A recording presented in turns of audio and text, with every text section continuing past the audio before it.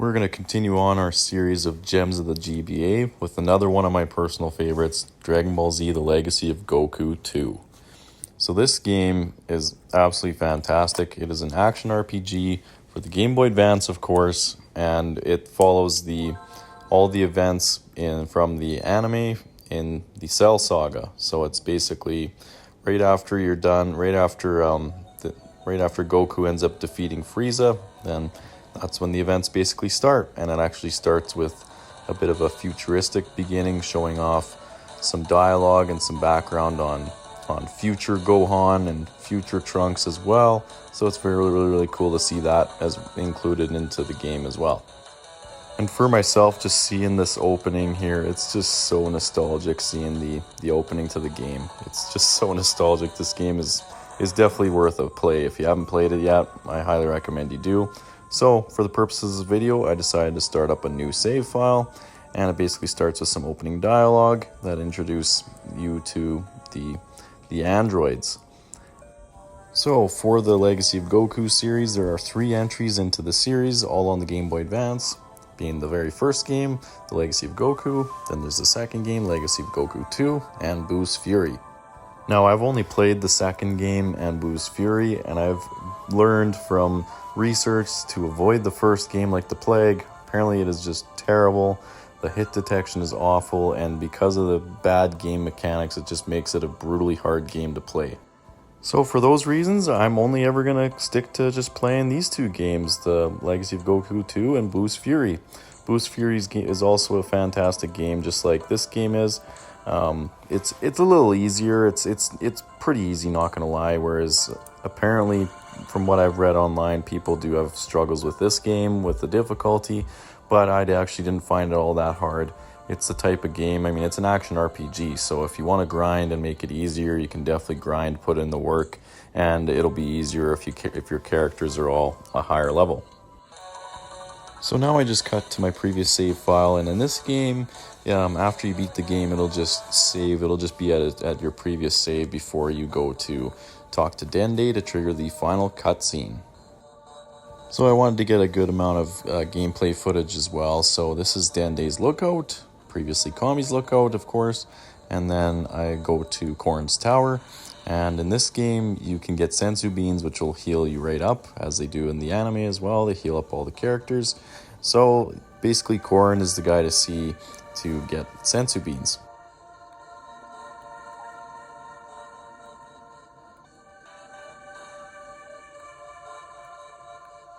So now I wanted to show off the map. So if you go up to these little posts with an X on them, just to show a little map post, then you can, of course, fly around the entire map. So as I showed in my Complete in Box showcase, I do still have the original box and map and manual for this game, which is a pretty cool piece to have in my game collection. So now I'm just flying around to show off the map. You got all the locations in the Dragon Ball Z anime, so it's pretty cool to see and just be able to fly over everything. And it's honestly pretty cool that they were able to do this 3D sort of visuals for the map, flying around on the map for the Game Boy Advance. So now I cut to when I get to the tropical islands, and so this was the main area where I would always grind to level up all my characters. So I changed characters to Trunks. One of my favorite characters is future Trunks in the entire anime, so I changed to him. And then I just wanted to show what the character select screen is like here, so then you can see your attack, health stats, and everything. All of your objectives, the ones you need to do are marked with gold stars, and then the ones that aren't as, I guess, necessary are marked with bronze or silver colored stars. And then, of course, you have your special attacks there, so you can fire ki blasts, or you have your physical attacks where you just throw punches and kicks. There's also, you can change your ki blast to go on Super Saiyan, or there's also other blasts as well, like Goku and Gohan have the Kamehameha. And then, yeah, it's pretty cool to see that there's a bunch of different variety for attacks that you can use. So yeah, no, it's a really cool combat system, very simple, but it got the job done for the Game Boy Advance. Now, for the most part, your regular generic enemies in the game, like these crocodiles here on these islands, are pretty easy to take out. They go down in a few hits, depending on, of course, your level and your stats and everything. So they're not too hard. The final boss fight against Cell definitely has it's difficult. I mean, it's definitely not an easy battle, but it's a good one. They did a very, very good job with reenacting the whole final Cell battle. So this is towards the very end of the game. I just went and triggered the final cutscene by talking to Dende. So now I triggered the final cutscene where you've collected all the Dragon Balls and you're going to wish back everyone who got hurt or killed by Cell. So it's a really, really good game. Highly recommend anyone who's a Dragon Ball Z fan to check it out. It's phenomenal.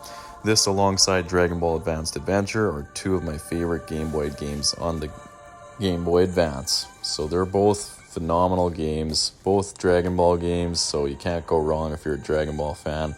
Dragon Ball has definitely had its history of very, very messy game development. Some games are great, some games are terrible.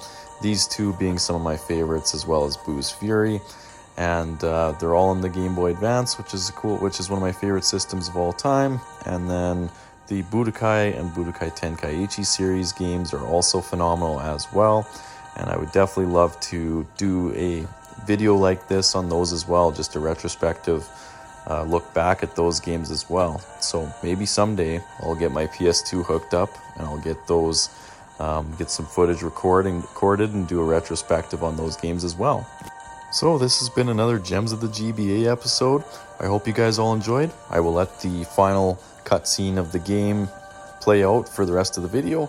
So if you guys want to watch the final ending of the game, then you can. I mean, it's the exact same as the anime, so if you've seen the Cell Saga in the anime, then you'll know how it ends. But anyways, without further ado, I hope you guys all enjoyed this video. And if you did, please leave a like, subscribe for more, and I will see you all in the next one.